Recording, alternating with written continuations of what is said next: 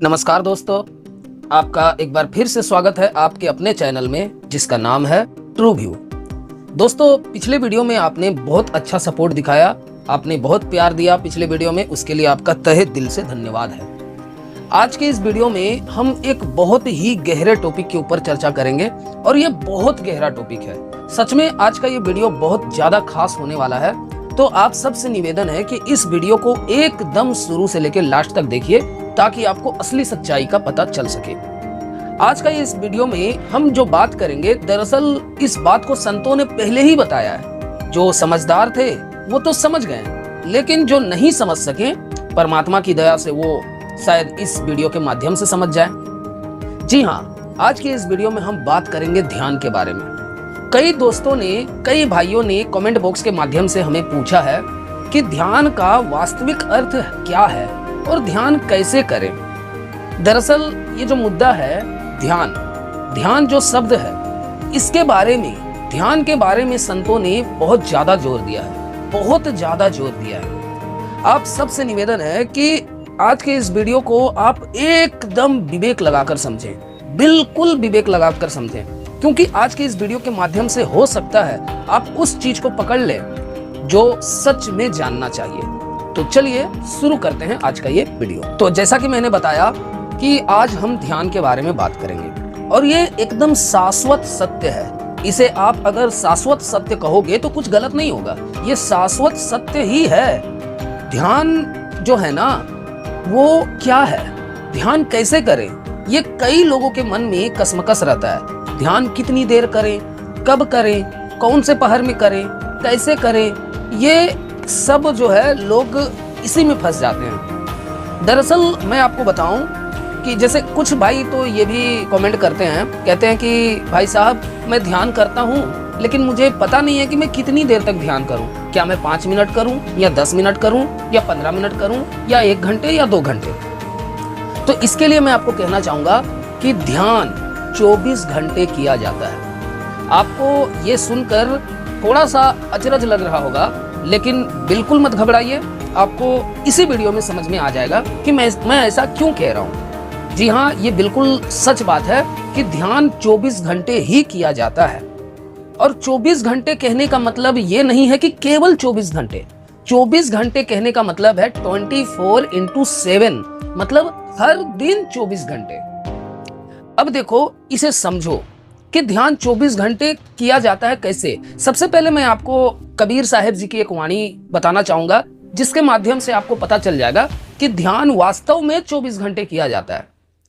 कबीर साहब जी अपनी एक वाणी में कहते हैं कि सूरत फंसी संसार में, तासो पड़ गए दूर, सूरत बांध स्थिर करो, 8 पहर हुजूर। तो इस वाणी में कबीर साहब जी ने क्या कहा? कबीर साहब जी कहते हैं कि सूरत फंसी संसार में, तासो पड़ गयो दूर, सूरत बांध स्थिर करो, 8 पहर हुजूर। यहाँ सूरत मतलब ध्यान। कबीर साहब जी सूरत मतलब, सूरत ध्यान को ही सूरत कहते थे, मतलब सूरत फंसी संसार में, सूरत बांध स्थिर करो, 8 पहर हुजूर। 8 पहर मतलब क्या? पहले पुराने समय में क्या होता था कि समय को पहर के माध्यम से नापा जाता था। जैसे आज के समय में तो हम 1 मिनट, 2 मिनट, 1 सेकंड, 2 सेकंड, 1 घंटा, 2 घंटा, इस तरह से समय को मापते हैं, है ना। लेकिन पुराने समय में इतनी टेक्नोलॉजी नहीं थी। उस समय पहर के माध्यम से जाना जाता था कि 1 पहर ऐसा कर लो, उसके बाद 3 पहर ऐसा कर लो, 2 पहर ऐसा कर लो। पहर क्या होता है कि 1 पहर में 3 घंटा होता है। जो 1 पहर होता है ना, 1 पहर इक्वल टू 3 आवर्स, ये बराबर है। तो 8 पहर मतलब क्या? 8 × 3 इक्वल टू 24। समझ रहे हैं ना, मतलब 8 पहर मतलब होता है 24 घंटे। तो कबीर साहब जी अपनी वाणी में कहते हैं, सूरत फंसी संसार में, तासो पड़ गयो दूर, सूरत बांध स्थिर करो, 8 पहर हुजूर। मतलब कबीर साहब जी भी यहाँ कह रहे हैं कि हमें सूरत को यानी ध्यान 24 घंटे करना है। मतलब ध्यान 24 घंटे ही किया जाता है। और ये केवल कबीर साहब जी की बात नहीं है, लगभग सभी संतों ने हमें यही हिदायत दिया है कि हमें 24 घंटे ही ध्यान करना चाहिए। अब कई भाइयों के मन में ये सवाल आ रहा होगा कि भाई हम 24 घंटे ध्यान कैसे कर सकते हैं, हमें और भी काम होते हैं, मैं कंपनी जाता हूँ, काम करता हूँ, खाना खाता हूँ, पानी पीता हूँ, खेलता हूँ, या फिर कुछ और करता हूँ, बातचीत करता हूँ, चलता हूँ, कुछ भी करता हूँ। तो उसमें भी तो समय ऐड होता है, तो फिर 24 घंटे हम ध्यान कैसे कर सकते हैं? बिल्कुल सही, ये सवाल आना भी चाहिए मन में। तो इसका जवाब ये है कि ध्यान कोई अलग प्रक्रिया नहीं है। यही गलतफहमी मन में लोग बनाकर बैठे हैं कि ध्यान शायद कोई अलग प्रक्रिया होगी, लेकिन ऐसा नहीं है। ध्यान जो है ना, वो सोते बैठते उठते खाते पीते ही कर सकते हो। मतलब जो कुछ भी आप कर रहे हो उसी में आपका ध्यान हो जाएगा। जैसे एक संत की वाणी है, शायद कबीर साहब जी की वाणी है, जो कहते हैं नाम उठत नाम बैठत नाम सोते जागरे। यहाँ नाम मतलब ध्यान, ठीक है। तो यहाँ कबीर साहब जी भी कह रहे हैं कि सोते उठते बैठते खाते पीते आप ध्यान कर सकते हो। अब यहाँ ध्यान करने का मतलब क्या? यहाँ ध्यान करने का मतलब है होश। जी हाँ, इस शब्द को आप गांठ बांध लीजिए, होश। होश, होश मतलब क्या? होश मतलब कि जो कुछ भी आप कर रहे हो उसे एकदम जानते हुए करो। चाहे जो कुछ भी कर रहे हो, छोटी छोटी क्रिया से आरंभ करो। जैसे आप गिलास उठा रहे हो, तो होता क्या है ना कि हम बेहोशी में उठा लेते हैं, मैकेनिकली, मतलब हमारा अभ्यास हो गया ऐसा, हमने गिलास उठाया और हमें पता भी नहीं चला। लेकिन यही गलती हो जाता है। हम गिलास उठा रहे हैं तो हमें जान लेना चाहिए कि मैंने गिलास उठाया।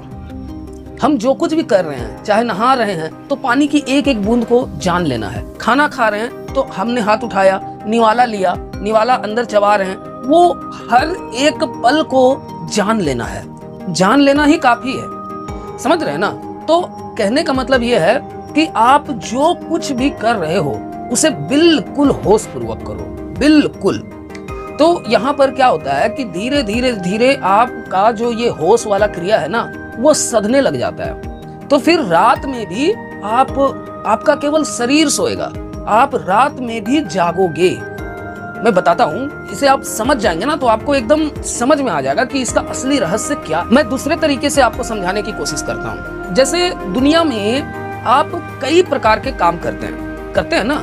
जैसे आप खाने का काम करते हैं, चलने का काम करते हैं, बात करने का काम करते हैं, गिलास उठाने का काम करते हैं, टीवी देखने का काम करते हैं, बाइक चलाने का काम करते हैं, या मोबाइल देखने का काम करते हैं, या कुछ भी, जो भी क्रिया आपके द्वारा हो रहा है तो वो काम आप करते हैं। आप अपने आप से सवाल पूछिए कि क्या आप किसी भी काम को लगातार 24 घंटे कर सकते हैं? बिल्कुल नहीं, बिल्कुल संभव ही नहीं है। कोई भी ऐसा कार्य लगातार 24 घंटे तक नहीं किया जा सकता है। और बात केवल 24 घंटे की नहीं है। अगर बात केवल 24 घंटे की ही होती तो कोई बंदा कर सकता था लगातार 24 घंटे तक। लेकिन यहाँ बात हो रही है 24/7, मतलब 24 घंटे हर दिन। तो संसार में ऐसा कोई भी कार्य नहीं है जो लगातार 24 घंटे किया जा सकता है, सिवाय एक के, और वो है ध्यान। और ध्यान मतलब होश। होश मतलब वर्तमान पल, प्रेजेंट मोमेंट। आपको करना क्या है? कुछ नहीं करना है, बस केवल इतना ही करना है कि आप बस प्रेजेंट मोमेंट में रुक जाओ, वर्तमान पल में ठहर जाओ। आप बस वहीं स्थित हो जाओ जहां पर आप हो। होता यह है कि हम रहते हैं दिल्ली में, मन घूमने चल जाता है मुंबई, जबकि मन की जरूरत अभी यहाँ इसी वक्त है, अभी और यही जरूरत है। तो यही होता आ रहा है, इसे ही हमें समझना है। तो एकदम ध्यान पूर्वक समझने का प्रयास करिए कि ये होश क्या है। मैंने आपको एक वीडियो में भी बताया था कि एक बार गौतम बुद्ध जी अपने शिष्यों को प्रवचन दे रहे थे, तो एक मक्खी गौतम बुद्ध जी के नाक पर आकर बैठ गई। तो अपने आप गौतम बुद्ध जी बेहोशी में मक्खी को उड़ा दिए मैकेनिकली। तो क्या होता है कि जब गौतम बुद्ध जी को होश आया कि ये क्या, मैंने बेहोशी में मक्खी कैसे उड़ा दिया, फिर उसने फिर से इमेजिन किया कि मेरे नाक पर मक्खी बैठी है, ऐसा गौतम बुद्ध जी ने इमेजिन किया और फिर उसे होश पूर्वक उड़ाया। यहाँ ऐसा करने का गौतम बुद्ध जी के क्या रहस्य था? गौतम बुद्ध जी क्या दर्शाना चाहते थे? गौतम बुद्ध जी यही दर्शाना चाहते थे कि आपका हर एक पल, हर एक क्षण, हर एक सेकंड एकदम होश पूर्वक बीतना चाहिए। एक भी पल अगर बेहोशी में गया मतलब आपने अपनी मालकियत खो दी, और ऐसा नहीं होना चाहिए। एक बार गौतम बुद्ध जी का एक प्रिय शिष्य था जिसका नाम था आनंद। वैसे तो आनंद गौतम बुद्ध जी के भाई ही हैं, उसी राजमहल में गौतम बुद्ध जी भी पैदा हुए थे और आनंद भी पैदा हुए थे, दोनों भाई ही हैं। लेकिन गुरु शिष्य का रिश्ता सन्यासी बनने के बाद बन गया। तो एक बार आनंद ने गौतम बुद्ध जी से पूछा कि हे तथागत, मुझे ये बताइए कि मैं जब रात को सोता हूँ तो मैंने कई करवट बदल लेता हूँ। मैं यहाँ सोता हूँ तो कभी इधर हो जाता हूँ, सर कहीं और होता है तो पैर कहीं और होता है। तो मुझे समझ नहीं आता है कि मैंने आपको देखा, मुझे रात को नींद नहीं आ रही थी तो मैं आपको देखा रात को सोने से पहले, तो आप जिस अवस्था में सोए थे सवेरे तक आप उसी अवस्था में हैं। ये कैसे संभव है, मुझे बताइए। तब गौतम बुद्ध जी ने उनको कहा कि आनंद, मैं रात में जब सोता हूँ तो बिल्कुल होश पूर्वक सोता हूँ। सोता केवल मेरा शरीर है, मैं रात में भी जागा हुआ रहता हूँ। इसी का एक उदाहरण श्रीमद् भगवद गीता में भी आता है। मैं आपको बता रहा हूँ, आप ध्यान से समझने का कोशिश करिए कि श्री कृष्ण जी ने क्या कहा है इस बारे में। श्रीमद् भगवद गीता में श्री कृष्ण जी कहते हैं अध्याय 2 और श्लोक 69, ठीक है। तो उस श्लोक को जब आप पढ़िएगा आपको पता चलेगा कि वहां श्री कृष्ण जी कह रहे हैं कि हे अर्जुन, जब पूरी सृष्टि जब सो जाती है, पूरा संसार जब सो जाता है, तब भी योगी जन रात को जागते हैं। तो यहाँ श्री कृष्ण जी क्या कहना चाहते हैं? दरअसल यहाँ पर श्री कृष्ण जी कह रहे हैं कि योगी जन जागते हैं। इसका मतलब ये नहीं है कि जो योगी जन है वो पलंग पर अपने बेड पर बैठ जाते हैं और रात भर जागते रहते हैं, बिल्कुल नहीं, ऐसा नहीं। मैक्सिमम लोग ऐसा ही समझते हैं, मगर ऐसा नहीं है। दरअसल यहाँ पर बात यह है कि रात को योगी जन जागने का मतलब यह है कि रात को योगी सोता तो है, लेकिन उसका अवेयरनेस, उसका होश एकदम सतत बना हुआ रहता है, वो बिल्कुल होश में रहता है। जैसे ओशो जी ने सदगुरु ओशो जी ने कई बार अपने सत्संग में कहा है कि हम जागे हुए नहीं है। मतलब अभी हम जागे हुए हैं ना, तो जागे हुए में भी हम लोग जागे हुए नहीं हैं। तो सपने में हम कैसे जाग सकते हैं? सोए हुए में हम कैसे जाग सकते हैं? संभव ही नहीं है। सबसे पहले हमें जागे हुए में जागना पड़ेगा और उसके लिए हम छोटी सी छोटी क्रिया से आरंभ कर सकते हैं। चाय का गिलास पकड़े हैं, चाय पी रहे हैं, चाय का गिलास पकड़े होश पूर्वक, चाय उठाए होश पूर्वक, एक सिप लिए होश पूर्वक, मतलब बिल्कुल होश पूर्वक, एक एक पल को एकदम होश पूर्वक जीना चाहिए। यही जीवन की कला है। आप मानो या ना मानो, मगर असली सच्चाई यही है कि अब तक संसार में जितने भी महापुरुष हुए हैं, वो हर पल होश में रहते थे, हर पल प्रेजेंट मोमेंट में ही जीते थे। चाहे वो श्री कृष्ण जी हो, चाहे गौतम बुद्ध जी हो, चाहे कबीरदास जी हो, चाहे महावीर हो, चाहे जो कोई भी, चाहे ओशो जी जो आज के समय के संत थे, वो हर पल होश में जीते थे और यही शिक्षा अपनी अनुयायियों को भी देते थे। गौतम बुद्ध जी के कोई भी विचार उठाकर देख लो, घूम फिरकर वही आता है कि हर पल हमें होश में ही जीना है। हमारा मूल स्वभाव है निर्विचार अवस्था, मतलब बिल्कुल भी विचार। देखो हम क्या करते हैं ना कि जब हम वर्तमान पल में नहीं रहते हैं तब हम कहाँ रहते हैं? तब हम भूतकाल में रहते हैं ना।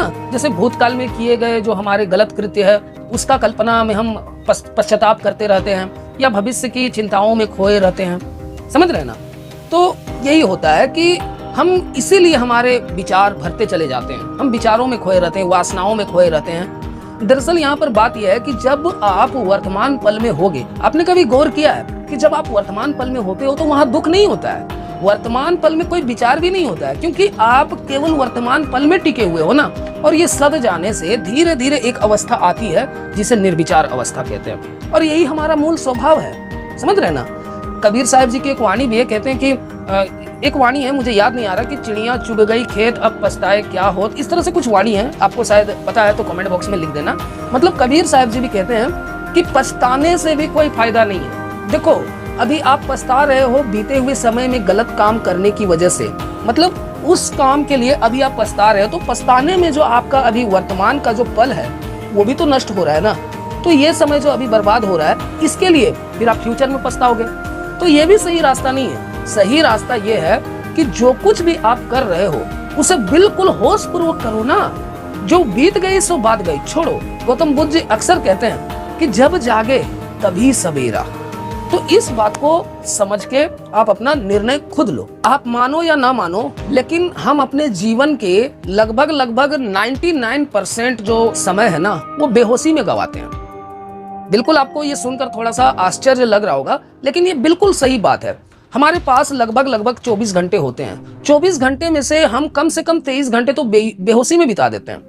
आपको ऐसा लग रहा होगा कि हम कहाँ बेहोश हैं, हम थोड़ी बेहोश हैं, हम तो होश में हैं भाई। हम किताबें पढ़ते हैं, हम वीडियो देखते हैं, तो बिना होश के कैसे कर सकते हैं। आपका मन आपको ये हिदायत देता है कि नहीं नहीं, तुम होश में हो, तुम थोड़ी बेहोश हो, बेहोश तो दूसरे हैं, उसको तुम होश में भले लेकर के आ जाओ, उसको तुम जगाओ, मगर तुम होश में हो, ऐसा मन आपको हिदायत देता है। लेकिन होता क्या है ना कि आपको पता भी नहीं चलता है और आप बेहोशी में अपना काम कर लेते हो। जैसे एक उदाहरण, आप अपना कार का या बाइक का चाबी कहीं रख देते हो, रखा गया है आपके शरीर के द्वारा, लेकिन फिर भी जब अगली बार जब आप चाबी ढूंढते हो तो आश्चर्यजनक रूप से आपको याद नहीं रहता है कि मैंने चाबी कहाँ रख दी।